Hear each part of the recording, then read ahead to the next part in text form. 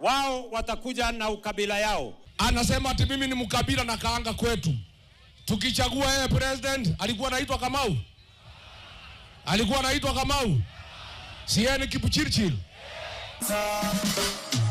Msafara wa upinzani ukiongozwa na Rigathi Gachagua, Kalonzo Musyoka na Fred Matiang'i umekamilisha ziara yake ya siku 3 katika eneo la Abagusi leo hii, ukikita kambi katika maeneo bunge ya Bomachoge Borabu, Bomachoge Chache na Bobasi.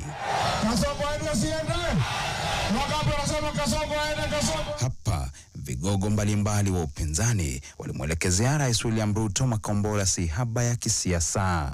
Nimesikia Kasongo akisema ati yeye atakuwa judged kwa ile kazi amefanya at record yake. Tumekubali 100%. Wewe Kasongo will judge you by your record. Record yako ya kwanza ambaye tutajibu naye ni kuteka watoto nyara na kuua hawa. That is your record. Lakini record yako ile umepita record. You have broken world record. Ni mambo ya uongo. Nyinyi mko pamoja na wengine ambao wanasema Ruto ni one term.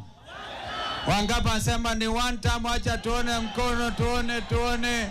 Aidha, walitangaza kukerwa na vurugu iliyoshuhudiwa katika baadhi ya mikutano yao ya kisiasa hapo jana, japo walishikilia kuwa watakaa ngumu.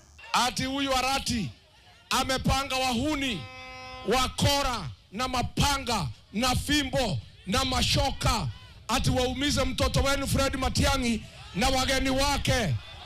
Ni aibu si aibu? Huyu Arati ni one term si one term.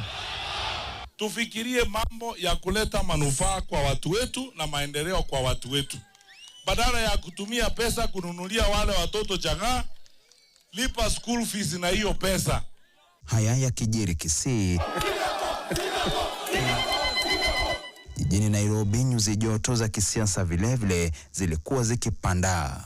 Akizungumza baada ya kukagua ujenzi wa nyumba 1746 za bei nafuu, Rais William Ruto na kikosi chake cha tutam walirejesha makombora waliorushiwa. Wale wananipigia makelele, wanazunguka, sijui Kasongo, sijui one term.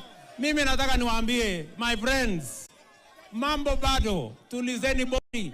Mimi bado niko kazini. Mimi nitafungua shati, nitakaza kamba, tutaonana na nyinyi mundu homundu. Your Excellency, don't mind what anybody says. This is the way to transform our country. Hawa vijana mwaka uliopita walikuwa hawana kazi. Sasa wamepata kazi. Mimi nataka kuambia hautukati ile mkono ambayo inatulisha. Tukae na rais ili ajenge manyumba Kenya nzima. Siasa za ukabila vilevile zikijitokeza pande zote. Wao watakuja na ukabila yao, watakuja na sarakazi yao, watakuja na vitimbi, watakuja na Kasongo. Anasema ati mimi ni mkabila na kaanga kwetu. Tukichagua yeye president, alikuwa anaitwa Kamau? Alikuwa anaitwa Kamau? Si yeye ni Kipchirchir? Mbona anasema sisi ni wakabila? Munaniona vizuri? Mimi ndio Sifuna.